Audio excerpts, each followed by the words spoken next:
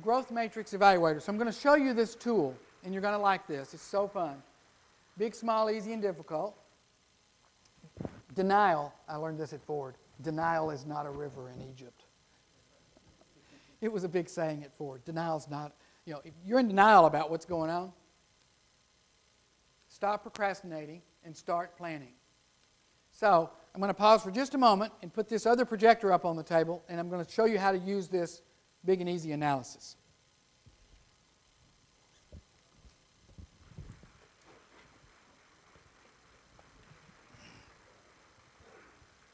Did we have a Mylar for this screen?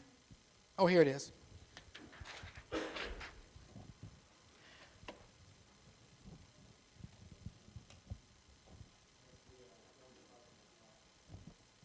What's that? Oh, there it is. Okay, we need to turn this off.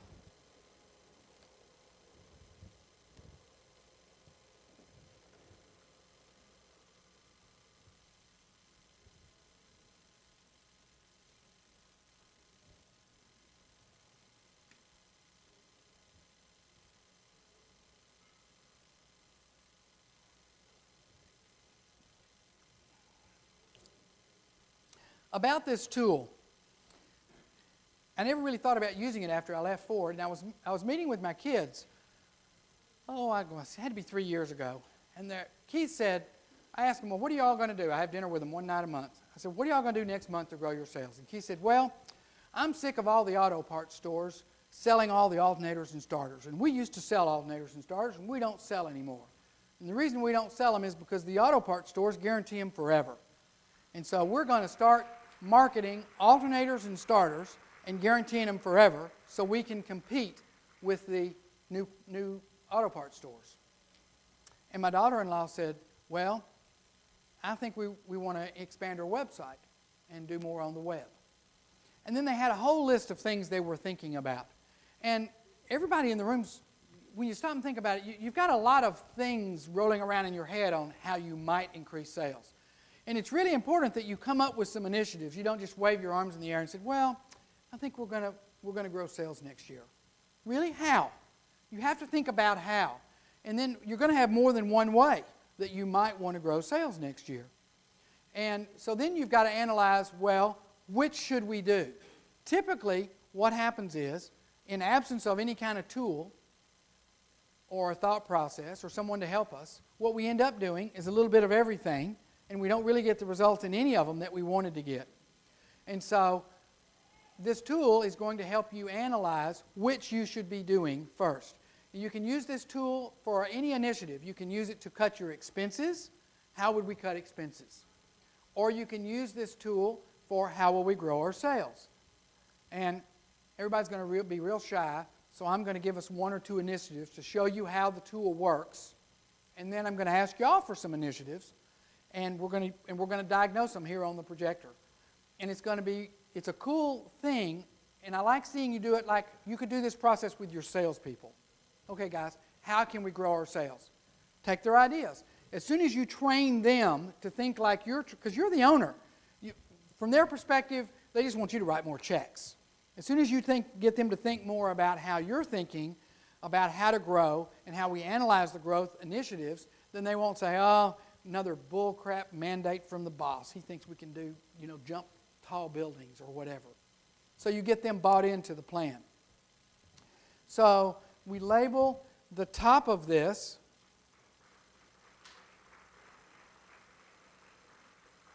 big. We make the bottom of it small.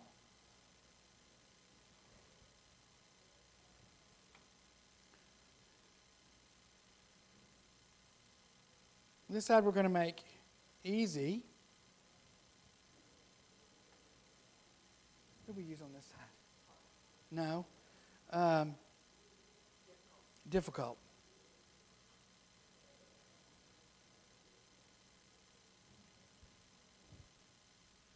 Big and easy, small and difficult. Okay, so let's say we have a salvage yard in Omaha, and our sales are this much this year. We're thinking about expanding our sales. So we're going to expand our sales to Lincoln. How far is Lincoln? An hour? We're not currently delivering to Lincoln. So we're thinking about, do we want to go to Lincoln or not? Okay. Are the results from this initiative likely to be big or small? And we would probably define that in terms of dollars, counts, percentages, something. So let's say that in order to be really big, we would need to grow our sales 10%. And then the next, okay, so if we're going to go from Omaha to Lincoln, and we're going to deliver every day, is the potential to raise our sales at least 10%, which would be a big lift in our sales. How many people live in Lincoln? About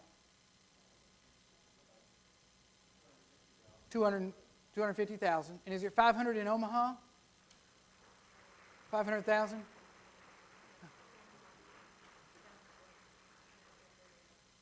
About 1 million in the Omaha metro area. So 1 million here, 250,000 there.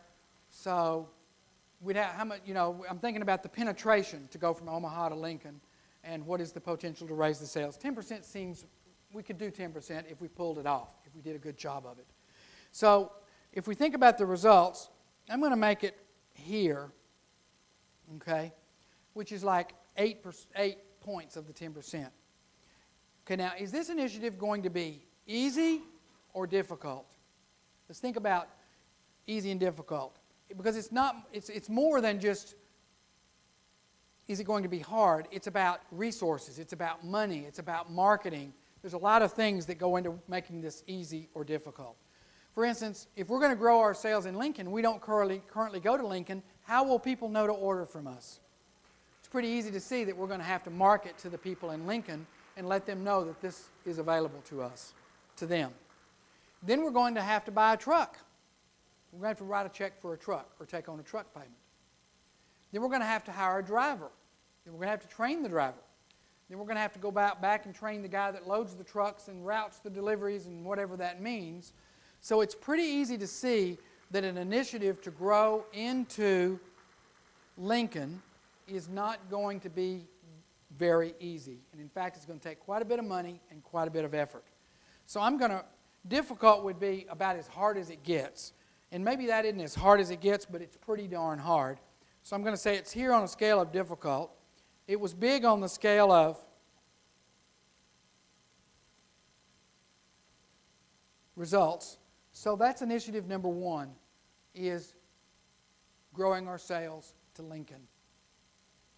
Okay? I'll make up another one for you. We're not selling extended warranties currently. We don't sell any extended warranties. We want to add selling extended warranties.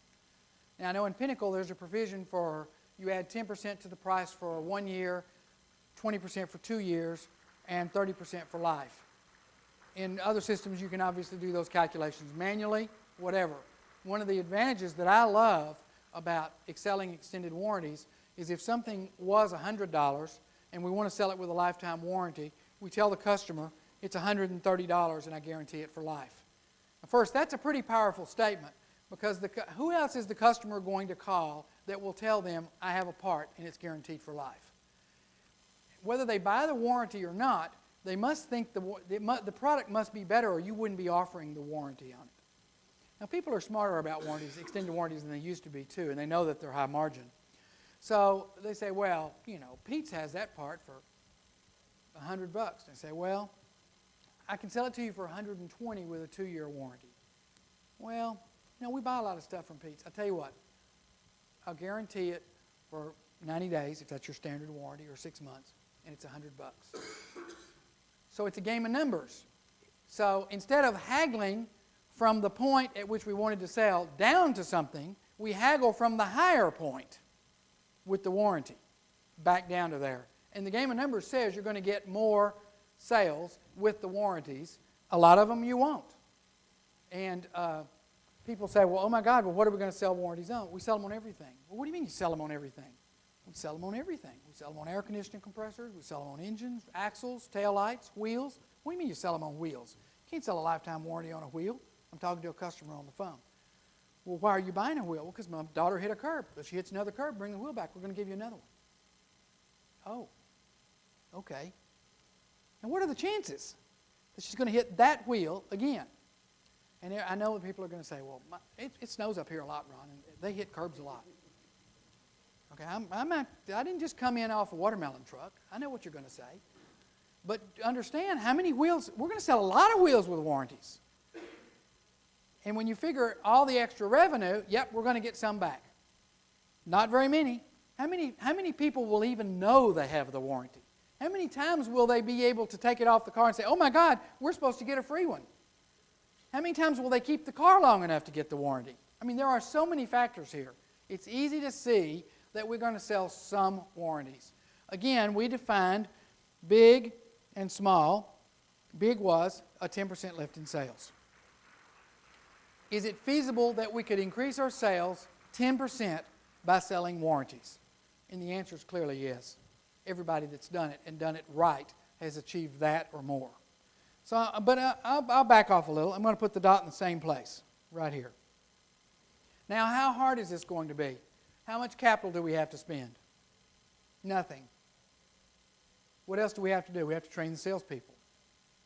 By the way, we were paying at the time 25% commissions on sales on warranties.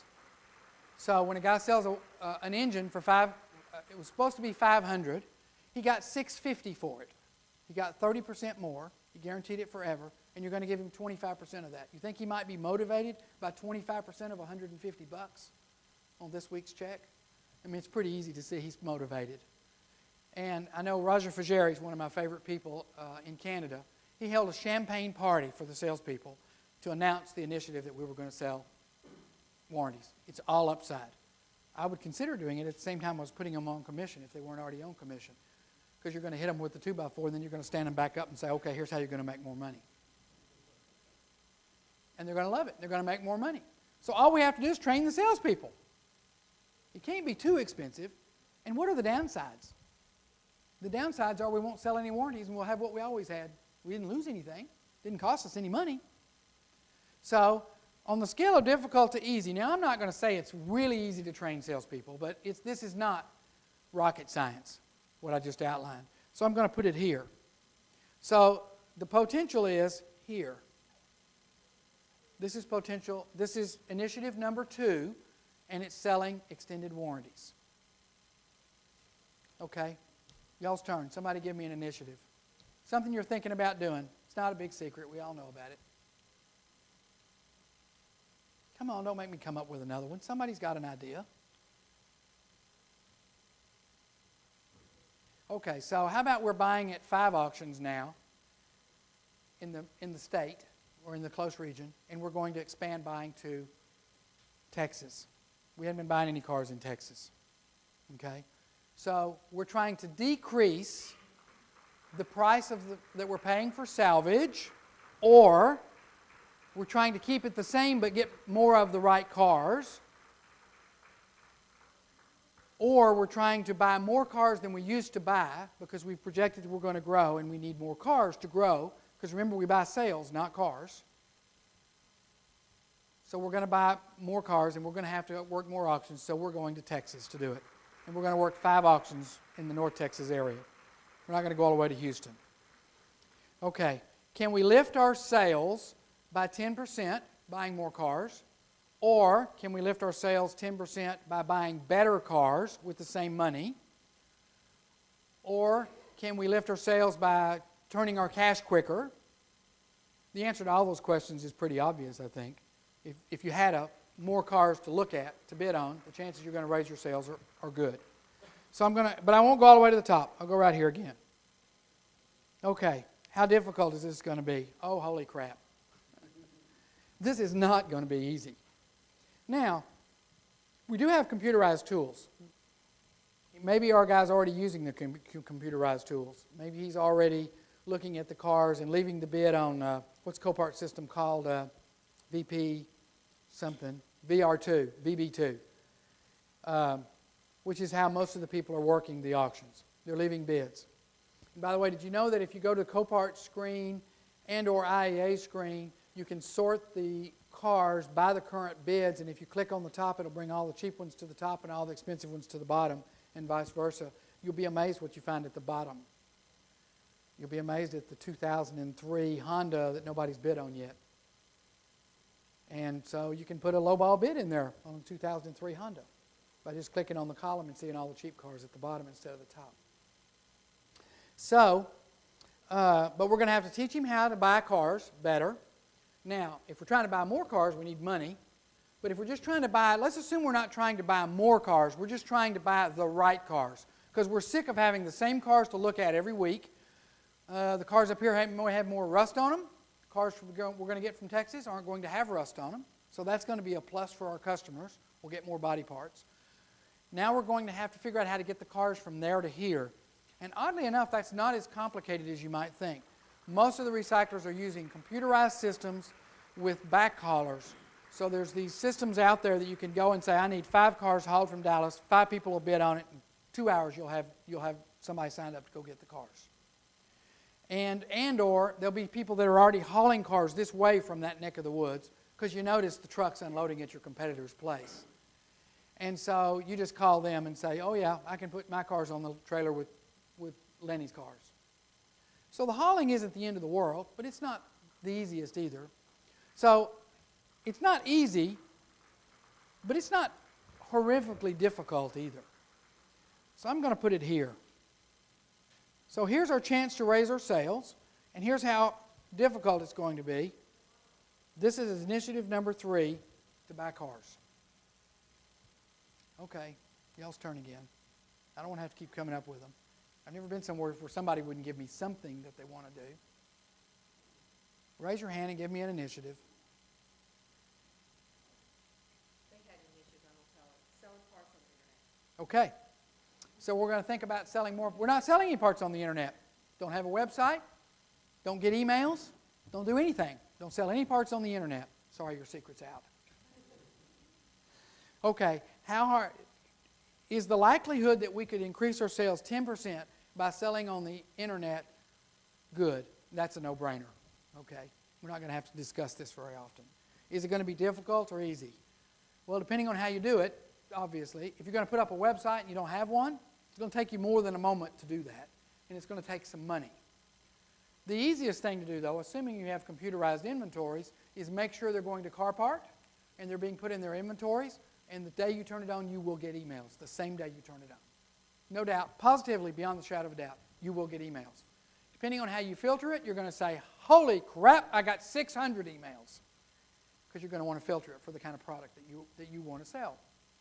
But just to answer emails is not going to be that hard. And they're going to charge you. I asked him because about a year ago I did this same presentation and I talked about it. I said, they charge $100 a month. And he came up to me and said, we don't charge $100 anymore. It's $120.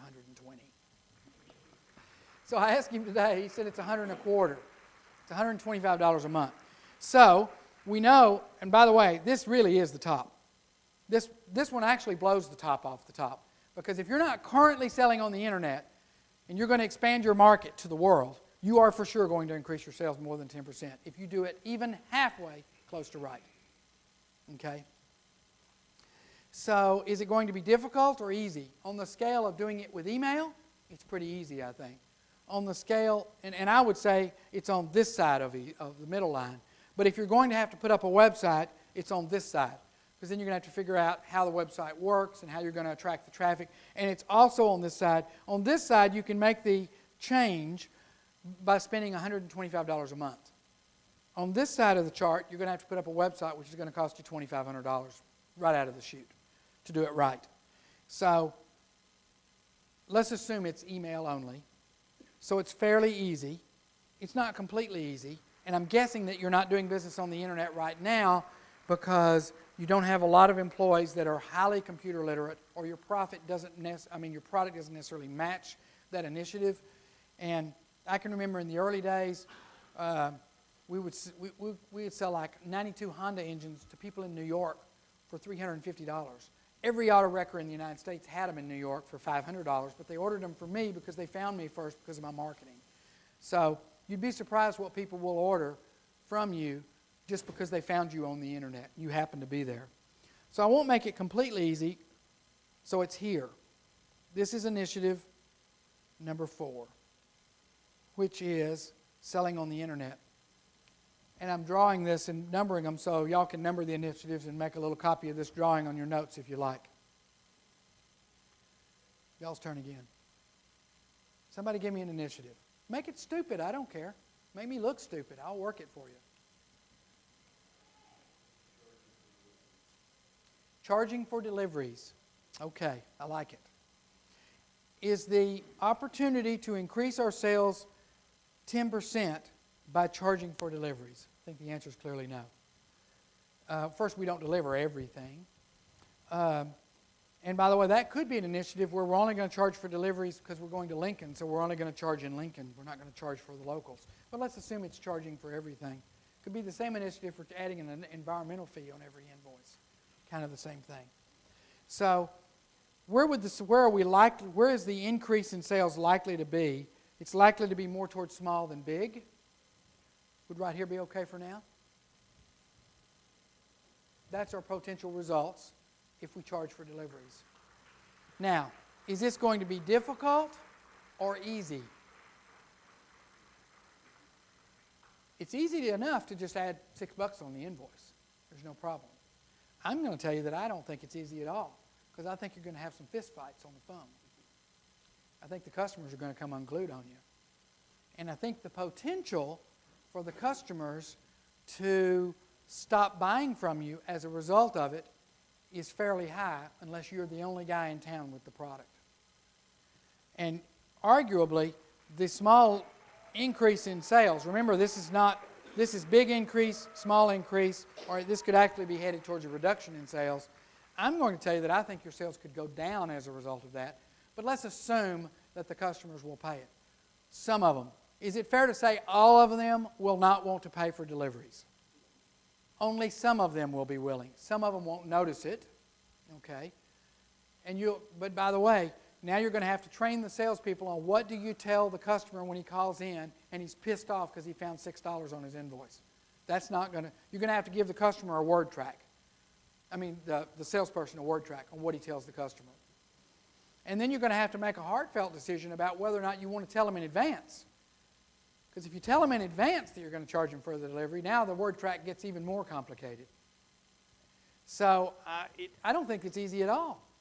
At best, it's middle of the graph, and I actually think it's difficult. I think you don't realize it's difficult until you start getting the calls from the mad customers, and then you realize how much more difficult it could be. So by the way, I think this is a bad initiative, so I'm going to be generous with it, but I'm going to put it here. Okay, just to the left of the middle line. So the potential for sales increases is small, and it's not as easy as it might sound. Maybe that's a good way to say it. That's number 5. Okay, next one. Come on, he was brave. I like it. Okay, so we're going to hire more salespeople. How hard is it? What is the potential for an increase in sales? And this is going to be directly related to how many salespeople you already have. But if you have 2 and you add a third, then are we to the end? No, we're okay. I thought you were coming up to throw me out.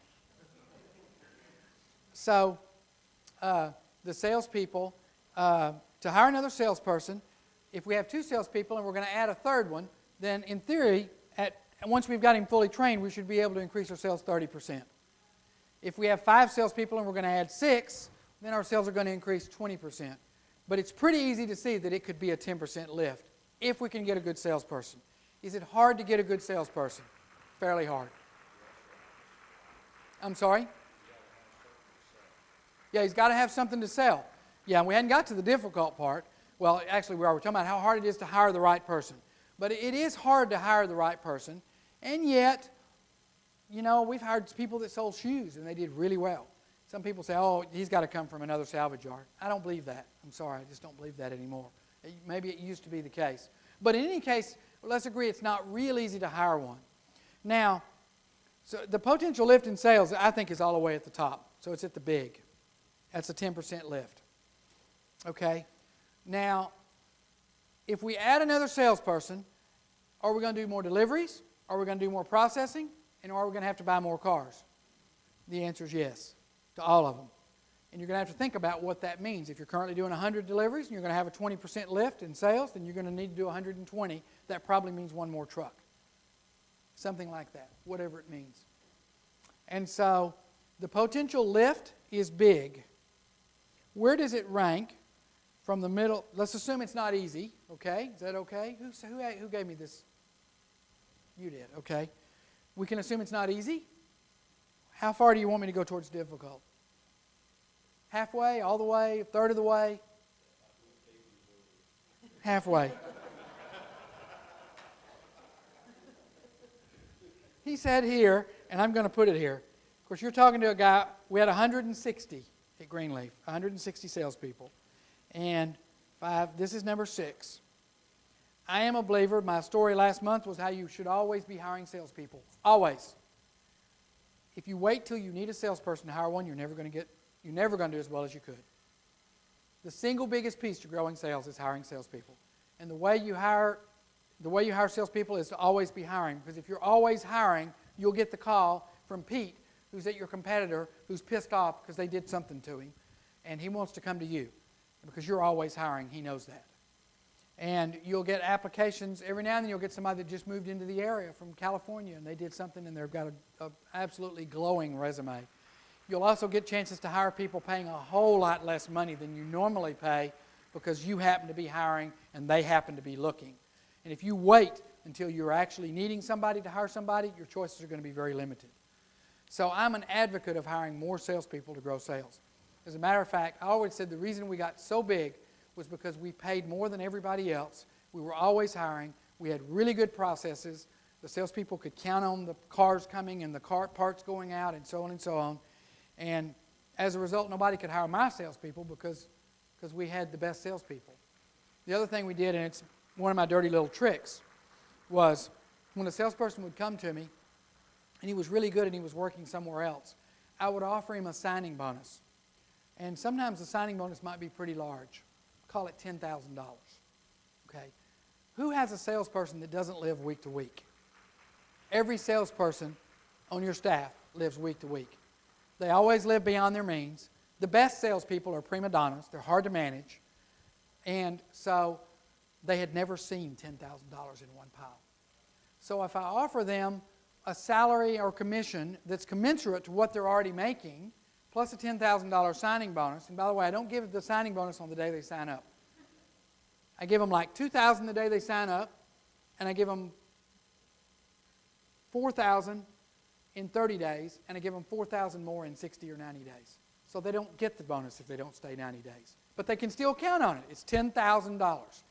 Now, we all know what happens next. They turn around and they go back to their old boss, and they say, well, I'm going to work over here. He says, oh, no, I got to have you. Well, they offered me a $10,000 signing bonus. What do you think they're going to tell him? There's no hope. No hope. He's gone. He's toast. He's coming to you. And, you know, you can say, oh, my God, but $10,000, Ron. You know, we're talking about a salesperson that's going to sell $750,000 next year, or $1 million, or $1.5 million, depending on how talented he is. To me, the $10,000 it's not an expense, it's a capital investment. And by doing that, one of two things happens. You either get better salespeople and you fire, when you get him, you fire somebody that's not worth a crap, okay? Or you just add to your sales. But more salespeople is the key. So this is initiative, didn't we put it here? Was it number 6? Was to add a salesperson. Here's the way the grid works. You may have already figured it out. All we're interested in is big and easy. First, that's what we want to work on is big and easy. And you'd be amazed when you're talking to your staff and your peers and your other people how they'll all come up with the bullets in the same squares.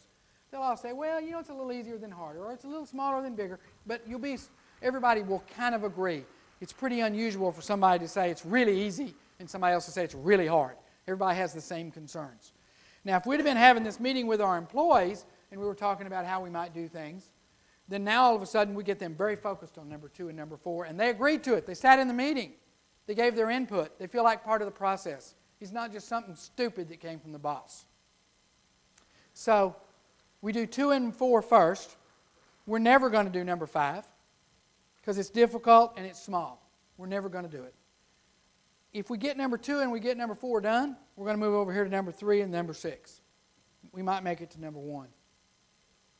And obviously, our resources, if we have the cash, if one of these takes a lot of cash, we may never get to there. But if we have the cash, we might choose that over that. If we hate salespeople and we hate hiring, we might not do number 6. We might choose to come to number 1. But in any case, we're going to do number 2 and number 4 first. Let's do one more, cutting expenses. Because everything we did was sales. But we can do that, cutting expenses on the same one. We're spending too much money for freight. We want to cut our expenses for freight. And by the way, we can cut our expenses for freight if we just collect for all of it. Because we're really talking about our net expenses. We'd like to be reimbursed. So is the potential benefit big or small? And if you use the 10% rule here, if we're currently spending $3,000 a month on freight that we're not being reimbursed for, what are the chances that we can get a 10% improvement in that number? And it's really easy to see that that wouldn't take but a couple of invoices where we actually charge the customer for the freight. So it's all the way at the top. Is it going to be easy or difficult? It's not easy because we got to go to the salespeople and we got to say, okay, starting tomorrow, you got to charge for the freight. And you got to charge this amount. You don't just get to call the freight company and they tell you $68 and you tell the customer $68. First, we got $68 because we ship a lot of stuff. Customer can't get it for $68. So we tell them to mark the freight up 20%. I make the number up, but it probably works.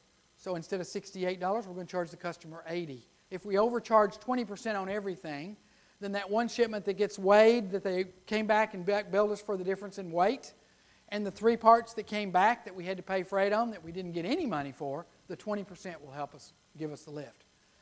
And the invoices that had 0 freight on them in the past are now going to have some freight on them. So it's easy to see that we're going to get a pretty big lift, and it's probably not easy. Arguably, I think it is very easy, but I'll put it here, number 7. This was a reduction in expenses for freight. Number 7. Okay, everybody was too shy, but does everybody understand how the tool works? It's especially powerful when you loop your employees in for a given department. You can use it for the smallest of things. How do we reduce our time in the way we fill orders? Let everybody talk. Well, I think we can do it by adding air compressors to every one of the pull vehicles. Oh, I think we shouldn't pull these kind of parts. Your employees will have all kinds of ideas on how to reduce time on pulling parts. You can use this one whole sheet just for that one initiative. Okay, thank you for having me.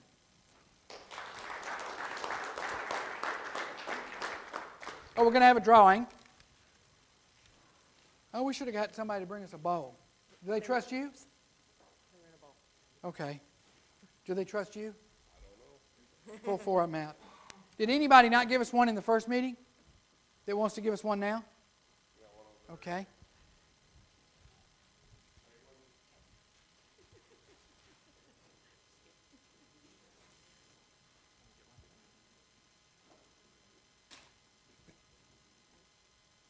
Who else has one?